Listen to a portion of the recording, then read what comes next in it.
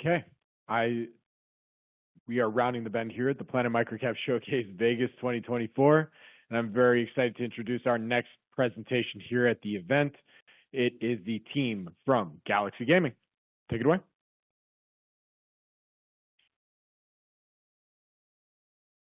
Thank you. Good afternoon. I'm Matt Reback, President and CEO of GLXZ Gaming. Thank you all for coming to hear our story, and special thanks to Bobby Kraft and Planet MicroCap for hosting this and including us on the list of presenting companies. I'm excited to enlighten you about everything that's going on over at GLXZ Gaming these days. This is the obligatory warning, forward-looking statements, legalese, but essentially the world's an uncertain place and things can happen, and we're making all the assertions that we're making based on the best available information, et cetera, et cetera. I'm sure you guys have seen these before. So who is GLXZ Gaming and what do we do? GLXZ Gaming is a pure play table games company. We invent, manufacture, distribute table games to the casino, card room, and regulated gambling industry.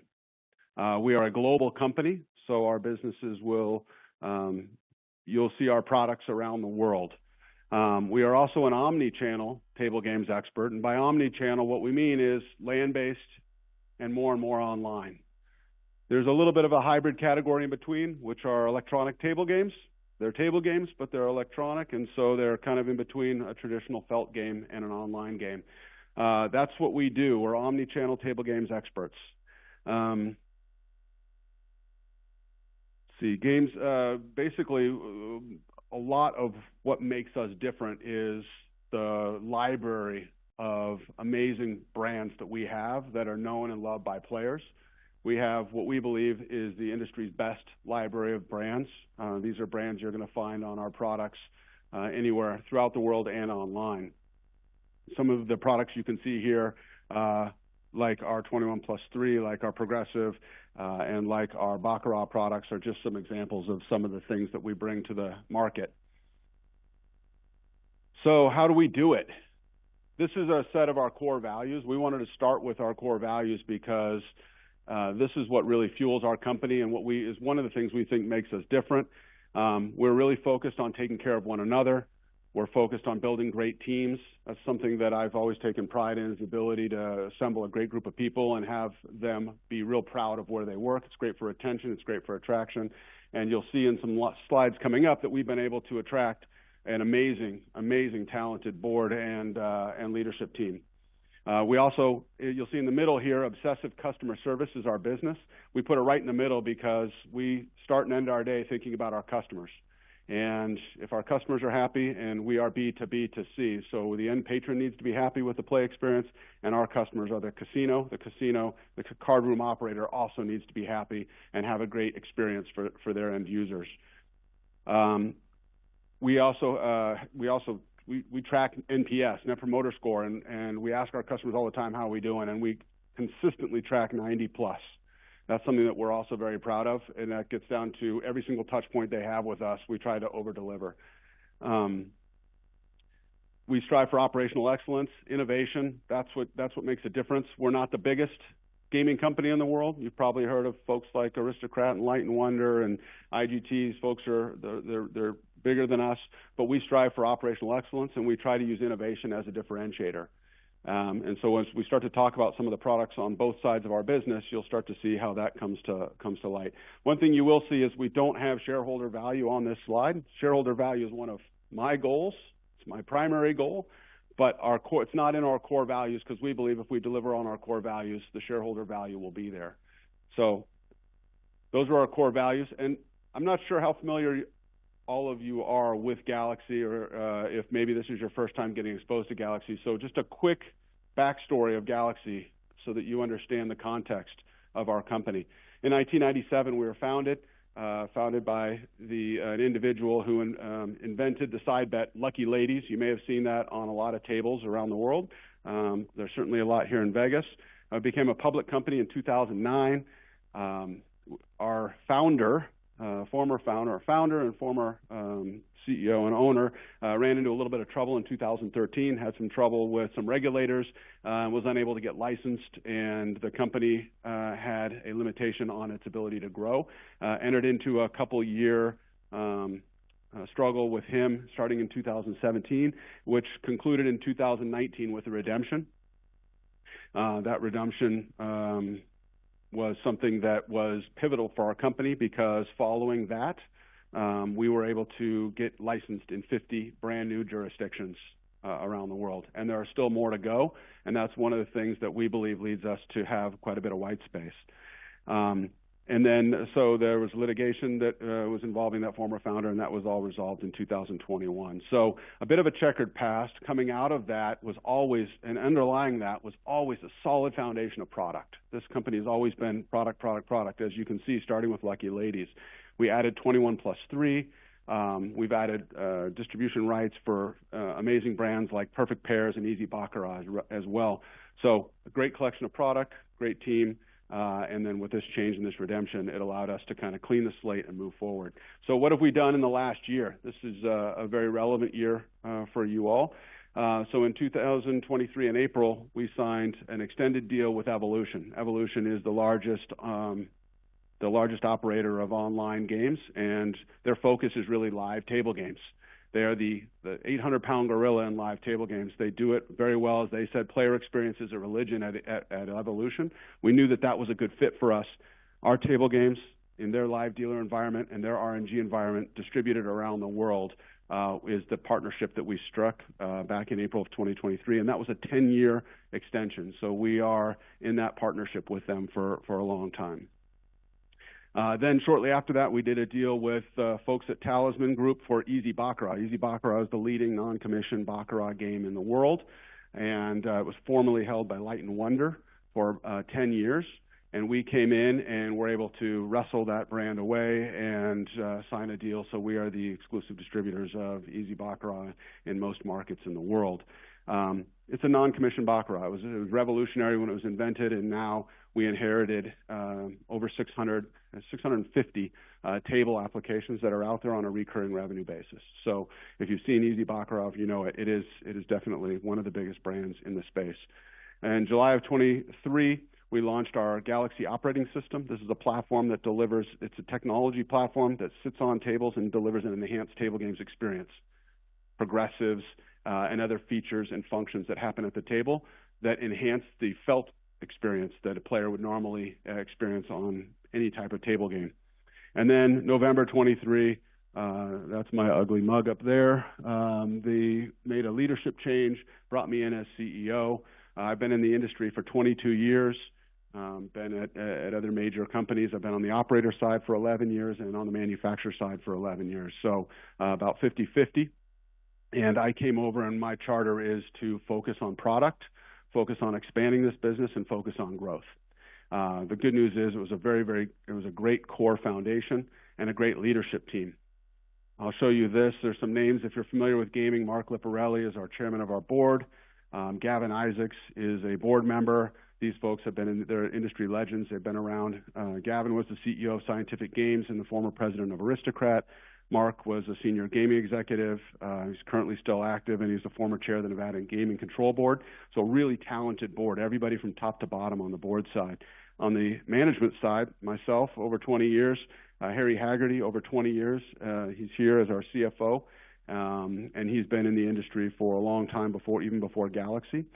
Steph Nell is our head of sales, and he comes with over 20 years. And Michael Ratner, who we just brought in as our EVP of product, has over 25 years, most recently the last 7 years at IGT. So we've assembled an amazing team. That team and our insiders have about 23% of the outstanding shares. And the one thing that's not on the slide that's really important to take away from this is everybody that you see on here could be doing something else, investing their time, investing their resources and their money somewhere else, and they've all chosen Galaxy. Which to me, it says something. It is one of the reasons that attracted me to the position, and it's one of the reasons I'm excited to be here, because we believe in this company.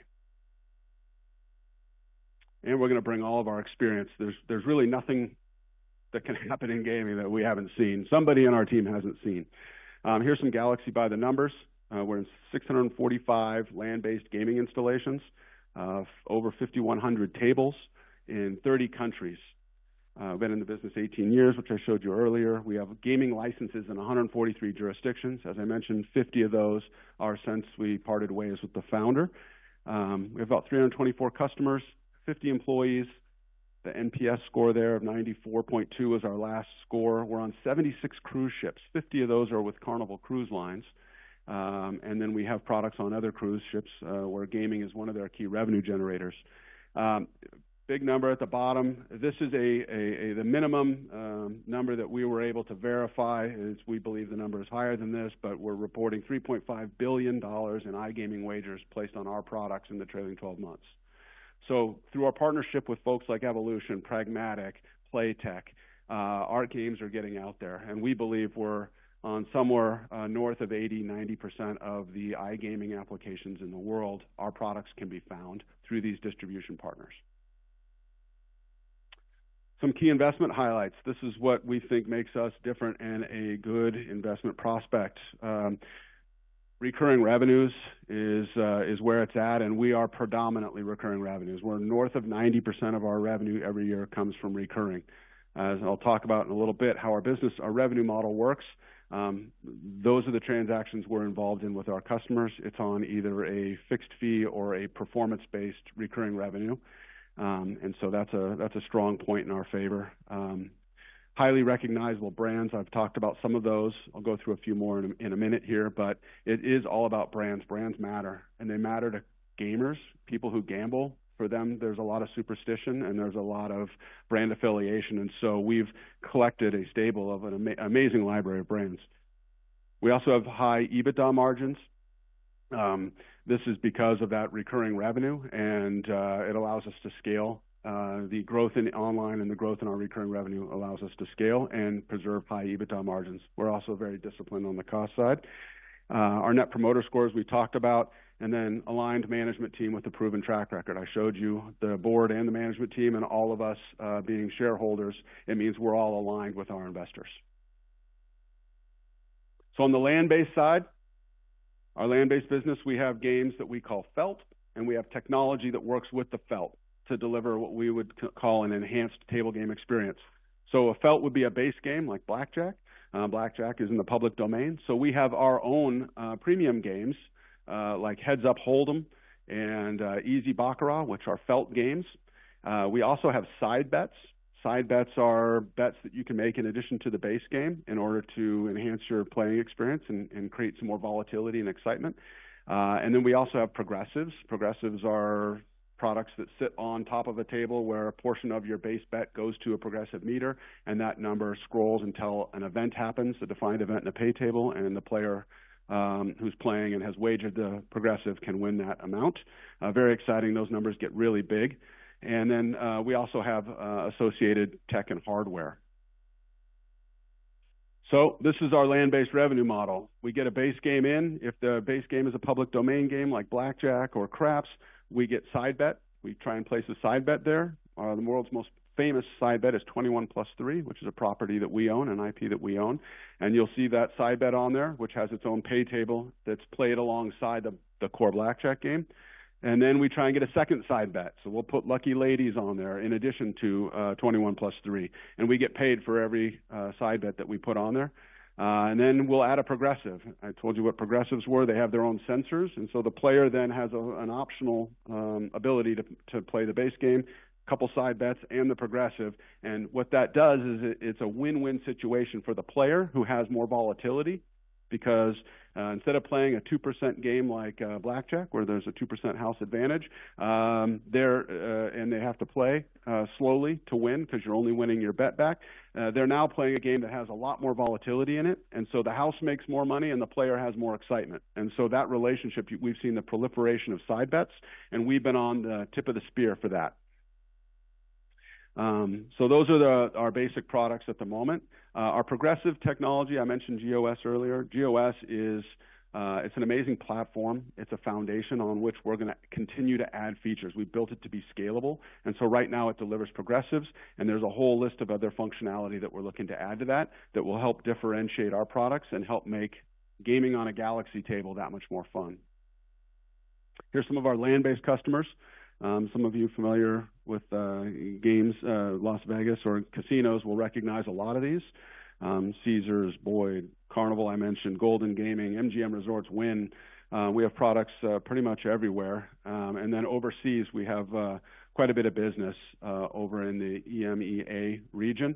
So you'll see us in the Mayfair clubs of London, and you'll see us down in the Piccadilly area at some of the bigger casinos in the London area. Land-based side, we're also in North America. So we have a big portion of our businesses in North America, US and Canada. And then we also have a lot of distribution across Europe. And we also have some distribution in South America, and we're expanding now into new markets. So I mentioned the number of licenses we have. We're continue to pursue new ones.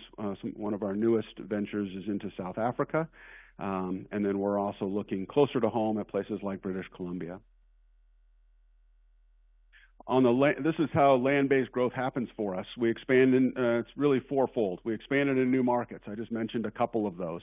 There are even U.S. states that we're continuing to push into that are going to be new for us. Once you get into those markets, then you want to be in as many casinos as you can.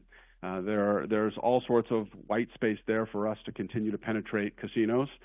Even casinos where, if it's a casino where we have one or two products, then what we want to do is we want to expand into new game families.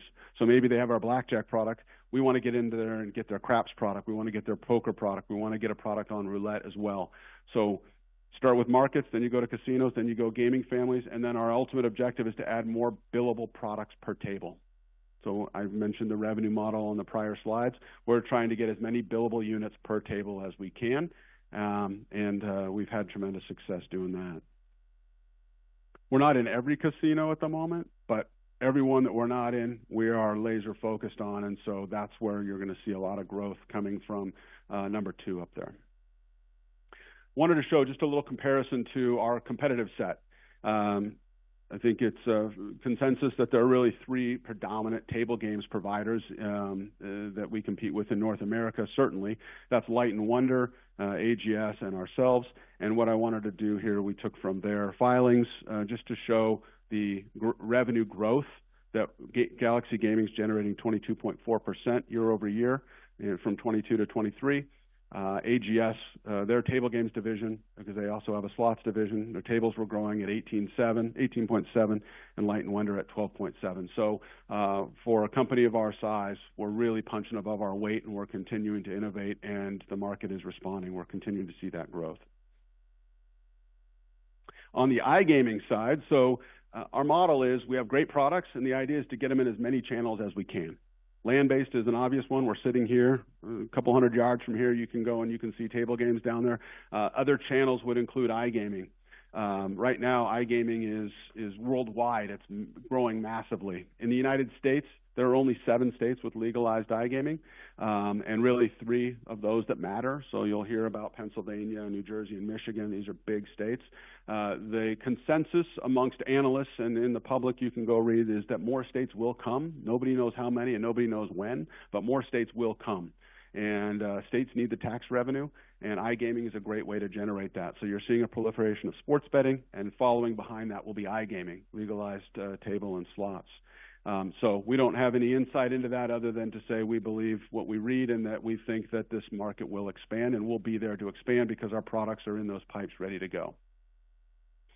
So what do? We take our content, the same games I told you about, 21 plus 3, Perfect Pairs, Easy Baccarat, and we put them in through our partners into iGaming through either live dealer or digital, which we call RNG, a random number generator. So a digital product or a live dealer product, where you actually have a live dealer broadcasting to many people who are making bets on their mobile phones or through the internet. This is just shows how much our iGaming, gross gaming revenue, GGR, an industry term means gross gaming revenue. Our GGR has grown by 28%. And you can, this is the GGR generated by our clients on our games, and you can see how that's continuing to grow.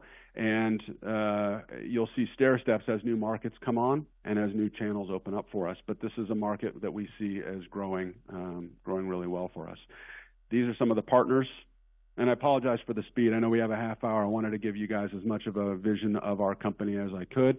And Harry's got a couple financial slides we'll go over in just a sec, and some strategy slides. But returning to this, iGaming partners. The biggest one in the world is Evolution Gaming. You see it up there, but names like Playtech, Pragmatic, 888, Games Global, DraftKings, FanDuel. I'm sure you've seen the ads for those guys, or you know about them. And we have our products with all of them. In the past, we call it pre-PGP because there was a company called PGP that was our distributor. So in the past, we would have our games, and we gave them to PGP. They distributed them to a platform provider who distributed them to an online casino, and then the revenue would flow back through all of those hungry birds chirping for a piece of the worm. We ended up purchasing PGP, and they became our iGaming, it became instrumental in a big piece of our iGaming offering. And so by doing that, we're able to then, we were able to preserve all that revenue and margin. And in the current model, what you see is we're able to go direct as well. So we are building our own games, and we're distributing those directly to B2C operators. So we're not just going through B2B distributors or aggregators. So again, makes our iGaming model more robust. When we purchased PGP, it effectively doubled what we received in the online business. So that was why we decided to make that decision, and we're always looking for other ones. We paid, what, $12.5 million for PGP? So strategic, those kind of strategic tuck-ins that really elevate our game is what we're looking for. Where we are globally, you can see online, the internet. It's easier to scale than land-based casinos. There's internet gambling in a lot more places than there are casinos, and so you can see all those blue countries. In North America, you see, North America, the U.S. looks really black. That's because there's very few states that offer iGaming so far. There are 38 states with sports betting, and there are really only 7 with iGaming. And so that's that conversation we were having earlier. We look for that to expand. In Canada, though, all the main provinces have iGaming, and we are currently present in those. BCLC, I have a little asterisk up there. BCLC is pending. We're working to re-enter that market. So we're a leader of table games online. We have 3.5 billion wagers, I told you, on Galaxy games that we were able to verify. We believe that number is higher, but that's what we were able to verify. We represent 2% of U.S. gross gaming revenue in iGaming, and we're able to generate the revenues we do at that pace. And then we're on over 3,000 of the world's leading online casino sites. The key there is we have our games in the pipes that feed the market. And so as new sites open up or new markets open up, our games are there, and we're literally a flip of a switch away. And with that, I'm going to hand it over to Harry, go through some of our strategy and our financials. Thank you, Matt. So our strategy is pretty simple. It's to do more of what has worked for us in the past. In the online space, we are extremely well positioned to go with our customers into new markets as they enter those new markets, including the number of states that Matt talked about that don't yet have iGaming. But we'll also work to get more of our content online with them. Matt mentioned Easy Baccarat. We didn't have that product until last year, and now we're working with a couple of our online distributors to bring that to the market. We can also take our content to other iGaming channels, like social gaming or iLottery, et cetera. In the online space, we talked about the multiple growth areas of new product families, new markets, new casinos. And we're always looking to bring new products to market, whether they're our products or we distribute them on behalf of others. This is the chart of the revenues as we disclose them in our financials. Looks good, with the exception of COVID, higher revenue every year. But accounting rules require that certain royalties that we pay on games we don't owe be deducted from revenue, and the numbers here reflect those deductions. When you add those numbers back, though, the royalties are gross revenues, which is not a GAAP measure. It's $31.7 million in 2023, and at the midpoint of our guidance, it's 35 point something million. I can't read the note here, but the growth year over year on a gross revenue basis is 12.6%. as opposed to the 6% that would appear from the net revenue. EBITDA also has grown nicely over the years. And with respect to our 2024 guidance, you'll probably wonder how EBITDA can grow 1.9 million when revenue grows 1.7 million. The reason for that is the mix of revenue. We expect that the perpetual license sales that we did in 2023 will decline by about $2.5 million in 2024. That's about a 35% cost of revenue, the hardware and the commissions. So we expect about $850,000 of expenses related to that extra $2.5 million not to recur. So that's what drives the increase in EBITDA, or the EBITDA increasing faster than revenue. So in summary, we've got great brands in the casino market. We have growth opportunities for us in both the land-based and the online market. Because we're selling intellectual property, our business is profitable and highly cash generative, and we can use that cash generative for debt repayment, which is what we're doing now, for acquisitions, for buybacks, and further technology development. So that's the formal presentation. In the limited time we have, I'm happy to answer any questions that anyone in the audience might have. Seeing, hearing none? Oh, one, yes.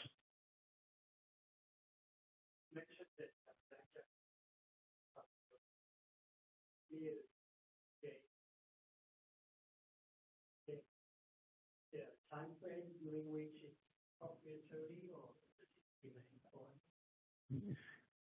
so he asked about proprietary, about table games that are in the public domain versus games that are new that get created.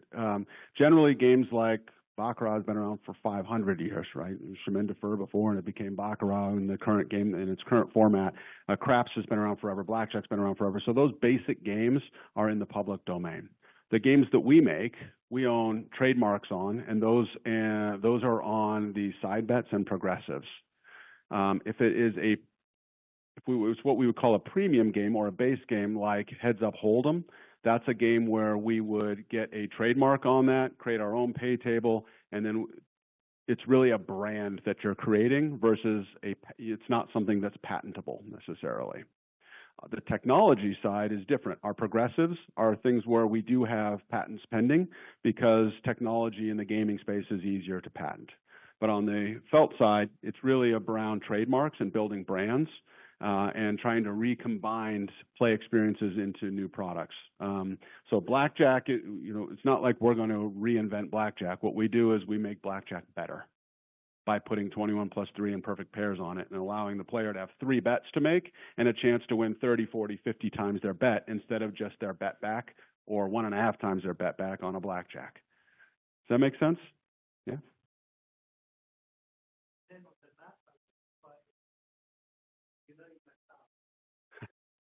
It's a great question. The world's largest gaming market is Asia, right, from a table games perspective.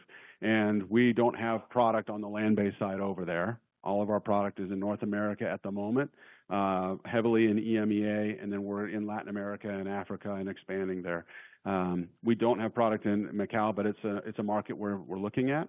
It's kind of like Asia, and Asian table games is a different market. In order to go in, it takes a lot of capital and it takes a commitment. You can't go in halfway. You're all in. In the gaming terms, you got to go all in order to go and get into those markets because they're so big and they're so competitive. So it's something we're looking at.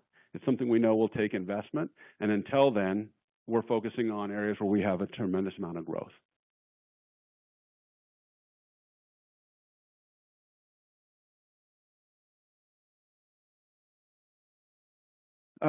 It doesn't. Differently, they have separate management and separate buying. So a lot of times, because it's a different market, the folks for Wynn Macau and MGM Macau will make purchase decisions and have independent operation over there, even though it's owned by the same parent company.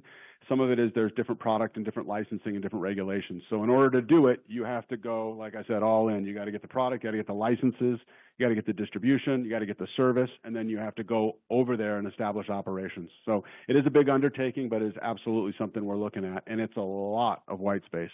It's a tough fishing hole to fish in. Yes?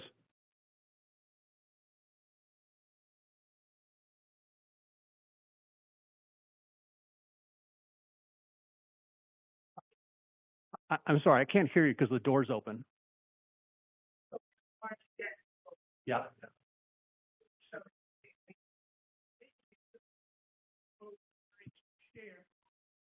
As well as fast as the net revenue. So is there anything in the near future to lower that burden, like a refinancing? Yeah, so a refinancing is something we've been talking about almost since the time we took this debt on. We acknowledged that it was expensive debt and that we were going to be renting it for a finite period of time. To get back to the bank market, we will have to be at 3 times gross debt to EBITDA. We hope to get there sometime in 2024, probably in the second half. But there are intermediate steps between there. The problem is if we take an intermediate step, we're going to be stuck at that intermediate step for another 2 years.